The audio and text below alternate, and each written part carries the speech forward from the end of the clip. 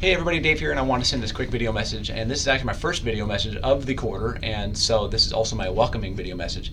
But usually I like to send a welcoming video message at the start of the quarter, and I didn't do so. So this is it.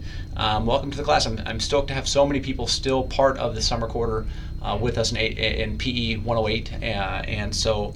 I was reviewing the activity logs that were submitted last week. I was reviewing those this morning, and I noticed that kind of the common theme is motivation. This is a tough part of the quarter for a lot of people who are doing this exercise thing.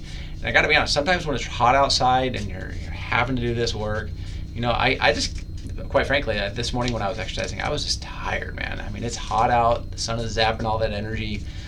So I want to talk about motivation and how to sustain motivation. And I think I'm just going to give you some bullet point items, just kind of some check off or kind of checklist things. Without much explanation, I'm just going to be very brief with this because I don't want this video message to be longer than a couple of minutes, and I'm already at one. So here we go. So the first thing about sustaining motivation is not to take exercise too seriously, in that we should be playful with the exercise that we're doing. We should have a balance of challenge, skill, and playfulness. And I think if we're challenging ourselves at the appropriate level, not taking things too seriously, but still engaging ourselves emotionally, investing ourselves into the activity, that's when it can become something that we can then make palpable and tangible goals, ones that we can go to the gym with, and we know long term that this is going to pay dividends later on down the road.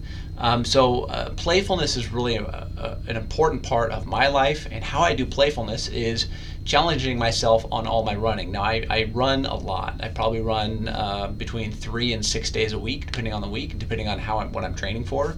But how I change up my cardio plan is by doing steady state runs mixed with intervals, mixed with a tempo, mixed with a fartlek training, and all of those three things you can look up on the web and review what they are, but they're essentially different ways to work at higher and lower intensities throughout a sustained workout. So like if you're doing elliptical, if you're on a Stairmaster, if you're on a bicycle, if you're on if you're out for a run or rowing, you can do these types of intervals or steady states or tempos or whatever they may be on them, and it kind of breaks up the monotony of a plan. You're not just getting onto an elliptical and just going through 40 minutes of work. That's boring, and that's why they call treadmills dreadmills, because they suck. They're boring, and that's why they put televisions in fitness centers, because you got to take your mind off stuff. And I know when I run, I'm already going to a meeting. I mean, I'm thinking already when I'm running about just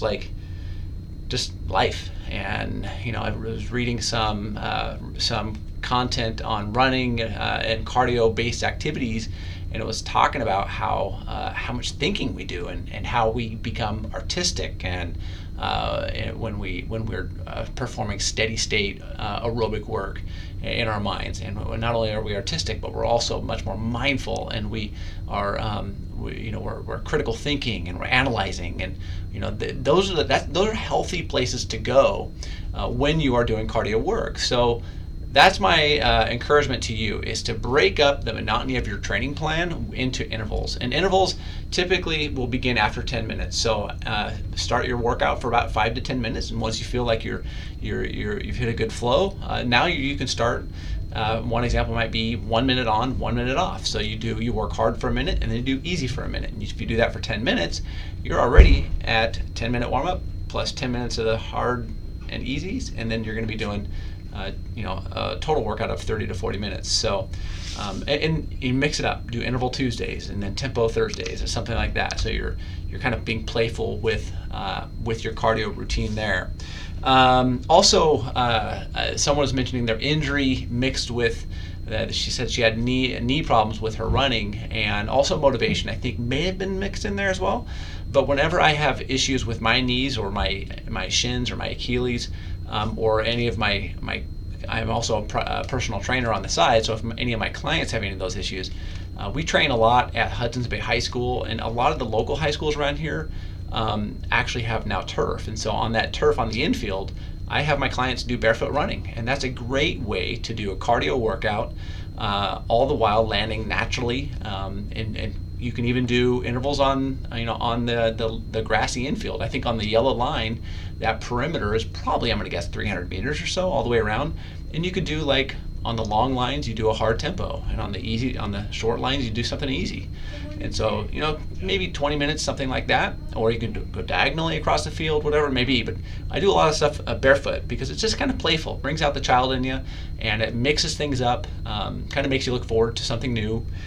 So those are ways that I engage into my own clients and myself, in how I make things just a little bit different from time to time. Also, what are your goals? For me, training in the summer sucks. I mean, it's hot. You got to get up super early if you want to avoid the heat. So my favorite time of the year is to train in the late fall, throughout winter, and then early spring. And I call that going into a cave. So where's your cave? My cave is in those 6 months where it's cold, gloomy, gray, and you can just get so much accomplished. And then I think of it as going into a tunnel or a cave, and then coming out the other end 6 months later in incredible shape and ready to take on new goals for that coming season, so spring and summer. So that's like my competition season, because I still race competitively. I mean, I'm 44 years old, so I still race competitively, in marathons, half marathons, and those kind of things. So, that's those are kind of my big time training months. So, what are yours? I mean, like, how are you seasonally training? What are your ebbs and flows?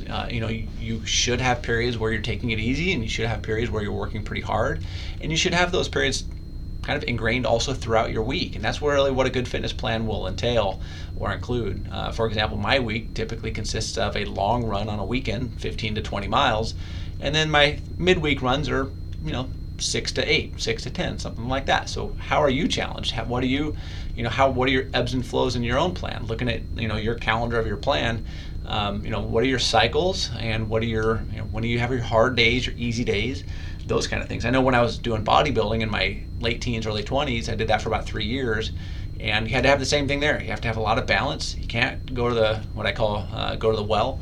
You can't work hard every single day. You're going to have to incorporate some flexibility, and you're going to have to incorporate some regular stretching and some easy days. So in any case, I think that's about it. So if you guys have any questions, I hope this reaches you guys, and you actually are still watching this thing. If you guys have any questions, I'm your personal trainer for a couple more weeks through the end of the quarter, so feel free to reply with any questions, okay? Thanks, bye-bye.